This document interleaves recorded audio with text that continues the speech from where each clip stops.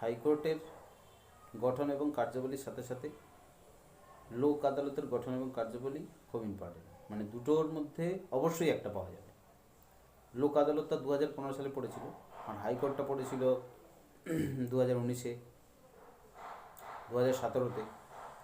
অর্থাৎ হাইকোর্টের গঠন কার্যাবলী আর লোক আদালতের গঠন কার্যাবলীর মধ্যে যে কোনো একটা পড়বেই পড়বে। লোক আদালত কোনটা?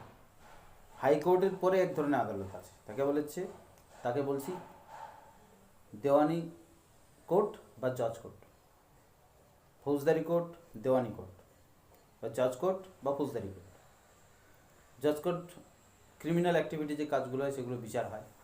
জজ কোর্টের কতগুলো ভাগ আছে, মেয়েদের উপর অত্যাচার হলে তার জন্য আলাদা সেকশন আছে, বা মারাপিট হলে তার জন্য আলাদা সেকশন আছে, সেখানে তার বিচার কার্য হয়। আর ফৌজদারি বলতে যেখানে জমি জায়গার বিষয় নিয়ে, গণ্ডগোল নিয়ে যেখানে আলোচনা হয়, যেখানে বিচার হয়, সেই কোর্টটার নাম হচ্ছে ফৌজদারি কোর্ট। তা হাইকোর্টের পরে এই কোর্ট, আর হাইকোর্টের ওপরে কী কোর্ট আছে? Supreme court. হাইকোর্টের পরে দেওয়ানি এবং ফৌজদারি কোর্ট। দেওয়ানি এবং ফৌজদারি কোর্টের নিচে আছে অধস্তন আদালত। অধস্তন আদালত মহকুমার ভিত্তিতে হয় বা রাজ্য ভিত্তিতে হয়। রাজ্য ভিত্তিতে হচ্ছে হাইকোর্ট। হাইকোর্টের পরে দুটো যে কোর্ট আছে, দেওয়ানি, ফৌজদারি, তারপরে অধস্তন আদালত। অধস্তন আদালত ছাড়াও এক ধরনের কোর্ট আছে, যে কোর্টটা দ্রুত তার বিচার নিষ্পত্তি করার জন্য কাজে ব্যবহার করা হয়। কোনো গরিব ব্যক্তি, তার কাছে পয়সা নেই, সরকার কি করে, তাদের জন্য সুবিধা করে দেয়। অ্যাপিল গ্রহণ করার জন্য কিছু উকিল নিযুক্ত করা থাকে, যারা সরকার থেকে বেতন পায়, যাদেরকে পিপি বলা হয়। সেই সরকার থেকে বেতনভুক্ত উকিলদের মধ্য দিয়ে তারা তাদের আবেদন নিবেদন জানায় এবং সেটা দ্রুত বিচার করা হয়। সেইটা হচ্ছে লোক আদালত।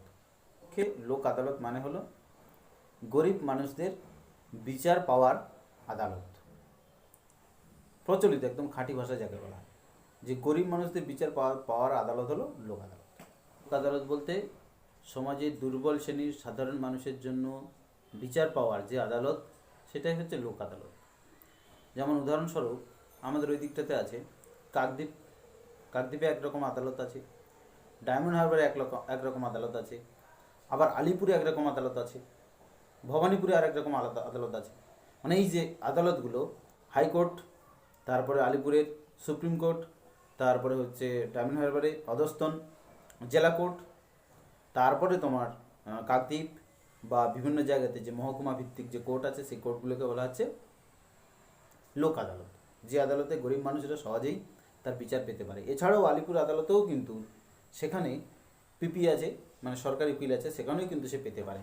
এই যে সিস্টেমটা, যে বেশ কয়েকটি আদালতে তার যে সরকারি সুবিধে, সাধারণ মানুষরা যে সরকারি সুবিধাটা পায়, তার যে বিচার ব্যবস্থা হয়, তাকে বলা হচ্ছে লোক আদালত। সেই আদালতের বিচার দ্রুত সম্পন্ন হয়, দেরি করে ফেলে রাখে না। কারণ দেরি করে ফেলে রাখলে পারিবারিক সমস্যা যদি কারোর থাকে, বিশেষ করে এটা বড় কিছু নয়, বড় কিছু যখন গণ্ডগোল হয় বা ঝামেলা হয়, তখন কিন্তু সেটা উচ্চ আদালতে যায়। উচ্চ আদালত বলতে দেওয়ানি আদালত হতে পারে, ফৌজদারি আদালত হতে পারে, বা অধস্তন আদালত হতে পারে, কিন্তু লোক আদালতে নয়। আর সেটা দীর্ঘজীবী হয়, মানে দীর্ঘক্ষণ ধরে সেই আদালতের প্রক্রিয়াটা চলতে থাকে। আর লোক আদালতের প্রক্রিয়াটা অ্যাপিল করার সাথে সাথে বা কিছুদিনের মধ্যে তার নিষ্পত্তি ঘটে, যে সেটা কী করে সমাধান হবে। এটা হচ্ছে লোক আদালত। লোক আদালতের ইম্পর্টেন্ট প্রশ্ন হচ্ছে লোক আদালতের গঠন এবং কার্যাবলী সম্পর্কে আলোচনা করো। তার গঠনটা কীভাবে হয় এবং কার্যাবলী কীভাবে হয়, সেটা নিয়ে আলোচনা করতে বলেছি। 1987 সালের আইনের অ্যাক্ট অনুযায়ী এই লোক আদালতটা গঠন করা হয়। এরপরে 1994 সালে এই আইনের উপর ভিত্তি করে লোক আদালতটা কীভাবে গঠিত হবে সেটা নির্মাণ কার্য শুরু হয়। যে একজন ম্যাজিস্ট্রেট থাকবে, আর কি থাকবে, তার অধস্তন বিচারক থাকবে, আর কি থাকবে, জেলার একজন বিচারক থাকবে। ঠিক আছে, এই তিনজন বিচারকের, ম্যাজিস্ট্রেট, জেলা বিচারক এবং হচ্ছে তোমার তার একজন জেলা বিচারক এবং তার মনোনীত আরেকজন ম্যাজিস্ট্রেট নিয়ে একটা লোক আদালত গঠন করা হবে, যে নিম্ন শ্রেণীর বা দরিদ্র শ্রেণীর মানুষদের বিচারের সহযোগিতায় এই আদালত প্রস্তুত করা হয়েছে। এই আদালত গঠন করার ক্ষমতা কিন্তু উচ্চ বিচারপতির বা হাইকোর্টের বিচারপতির সেই আদালত গঠন করার ক্ষমতা আছে। সে সেই আদালত গঠন করার জন্য নিম্নলিখিত তার হচ্ছে কয়েকটি নিয়মের উপর ভিত্তি করে আইনের, এই যে আইন অ্যাক্ট আছে 1900 কত সাল, ওটা 1987 সালের আইন অ্যাক্ট অনুযায়ী সে কী করতে পারে, রাজ্যের যে বিচারপতি আছে সে বিচারপতি বেশ কয়েকজন বিচারপতিকে নিয়ে একটা আদালত করতে পারে। ধরো একটা বড় একটা আদালত সেকশন আছে, তার মধ্যে একটা ঘর করা হবে, যে ঘরটাতে শুধু কেবলমাত্র দরিদ্র শ্রেণী, নিম্ন শ্রেণীর দ্রুত বিচার হবে, সেটাও করা যেতে পারে। আলিপুর আদালতের মধ্যেই আবার আছে যেখানে দরিদ্র শ্রেণীর বিচার হয়, আছে কোয়ার্টার আছে আলিপুরের মধ্যে, আবার ডায়মন্ড হারবারেও আছে। এমন বেশ কয়েকটি জায়গায় জেলা আদালতের মধ্যে বা অধস্তন আদালতের মধ্যে আবার কিছু কিছু তার মধ্যে ভাগ করা আছে, যে আদালতগুলোতে সাধারণ মানুষদের বিচারটা হওয়ার জন্য, সাধারণ মানুষরা দ্রুত যাতে বিচার পায় সেই জন্য তার ব্যবস্থা করা আছে।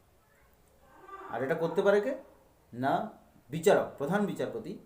সুপ্রিম কোর্টের প্রধান বিচারপতি এই অধস্তন আদালতের ক্ষেত্রে বা লোক আদালতের ক্ষেত্রে বিশেষ ভূমিকা নেয় না।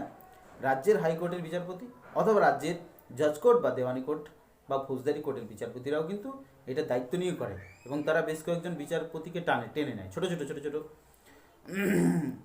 আদালতের বিচারপতিদেরকে নিয়ে, তাদেরকে নিয়ে একটা লোক আদালত তৈরি করে, যে তোমরা তো প্রধান ভালো বিচারপতি, তো তোমাদেরকে নিয়ে একটা আদালত করছি যেখানে সাধারণ মানুষরা উপকার পাবে।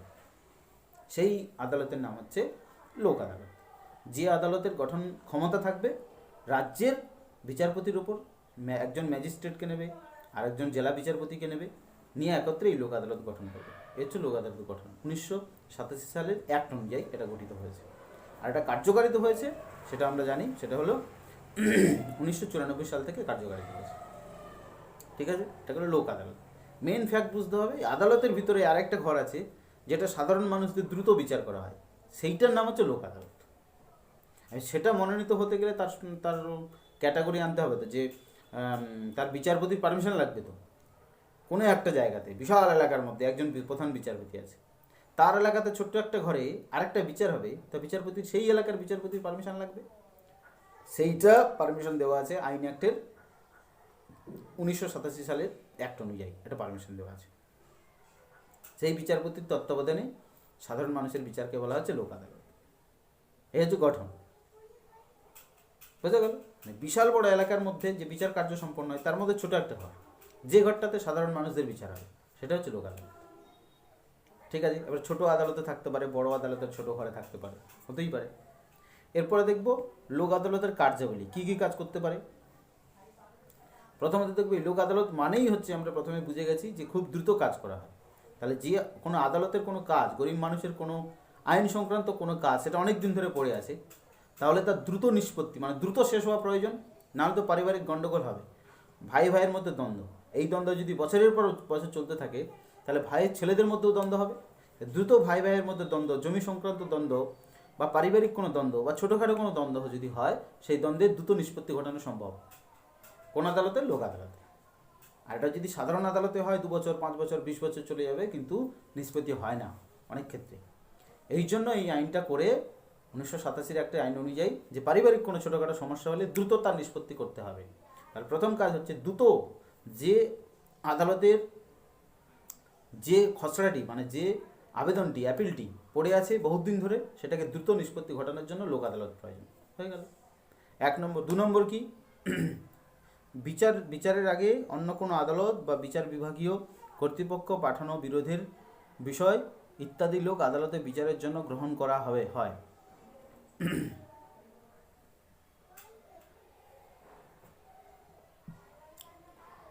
ব্যাপারটা হচ্ছে কি, দ্বিতীয় তথ্যটা তুলে ধরতে হবে কি, ধরো গরিব মানুষের পরিপ্রেক্ষিতে তার গরিব মানুষের বিচার হচ্ছে, এমন যে সেই আদালতে দেখা গেল ভুল, মানে কিছু তথ্য দিয়ে সেইটাকে দীর্ঘদিন করছে, ভুল কিছু তথ্য দিয়ে, এবং সঠিক কিছু তথ্য যদি কেউ নিয়ে চলে আসে, সেটা লোক আদালতে রিসিভ করা হয়, দ্রুত রিসিভ করে নিয়ে তার নিষ্পত্তি ঘটানো হয়।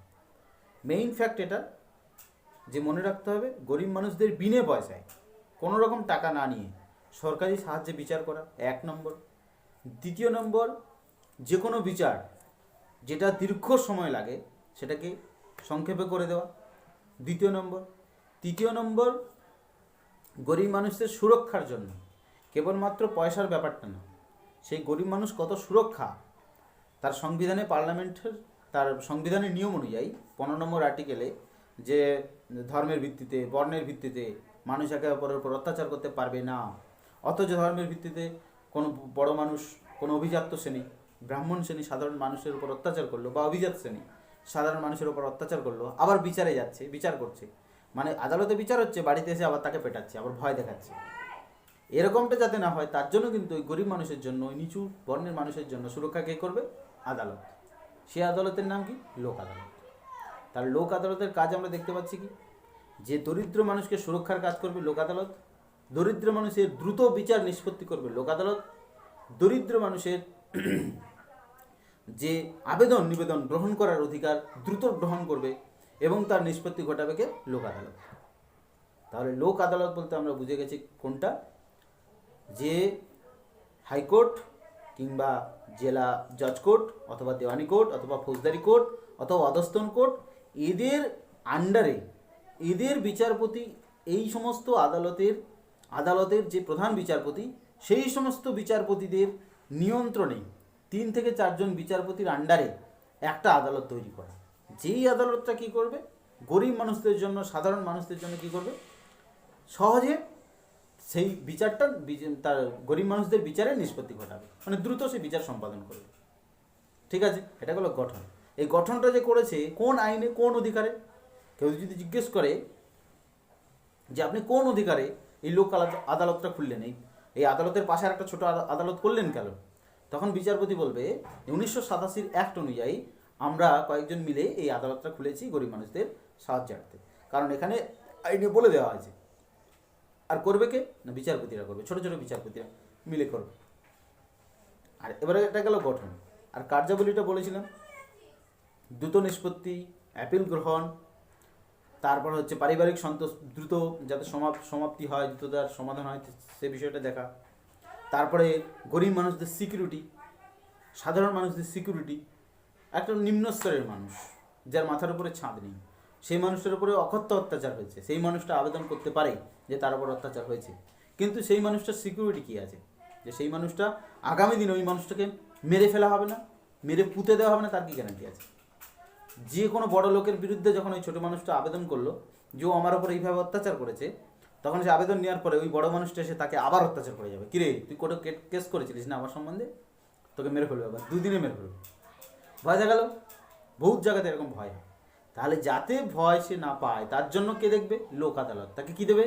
সিকিউরিটি দেবে, তাকে পুলিশ দেবে, বডিগার্ড দেবে, ওই গরিব মানুষটাও যাতে সিকিউরিটি থাকে। প্রকৃতপক্ষে ওটার নিয়মেই আছে, বাস্তবে কিন্তু হয় না। বাস্তবে কে সিকিউরিটি পায়? টাটা, আম্বানি, বিড়লা, গোয়েঙ্কা, যাদের কোটি কোটি টাকা আছে তারা সিকিউরিটি পায়, সাধারণ মানুষ সিকিউরিটি পায় না।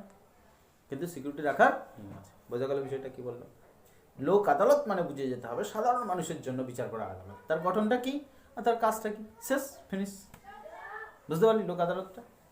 এই যে লাস্টে যে ঘটনামূলক করে কথা বললাম, এই ভিডিওটা হওয়ার পরে, মানে আপলোড করার পরে, ভিডিওটা আপলোডের পরে শেয়ার করবি, তো তারা অন্তত এইটা বুঝতে পারবে, যতগুলো বান্ধবী আছে বা বন্ধুরা আছে এটা বুঝতে পারবে যে লোক আদালত মানে হচ্ছে গরিবদের জন্য তৈরি একটা আদালত, যার গঠনটা এইভাবে আর যার কার্যকলাপ এইভাবে। নাহলে সকলে কী করবে? মুখস্থ করবে লোক আদালত, লোক আদালত, লোক আদালত, কী রে এই ব্যাপার, এরকম করতে থাকবে। এতে অনেকটা কিন্তু তোকে ভালো বলবে না, আরে আমরা তো লোক আদালত সম্বন্ধে অন্য পড়েছি। ওই জন্য যতটা পারবি ততটা কিন্তু এটা স্প্রেড করতে হবে, শেয়ার করতে হবে, ফলে অনেকটা নলেজ চলে আসবে। লোক আদালত মানে কি এটাই জানে না অনেকে, শুধু মুখস্থ করে। বুঝতে পারলি কী বলবি? এটাই।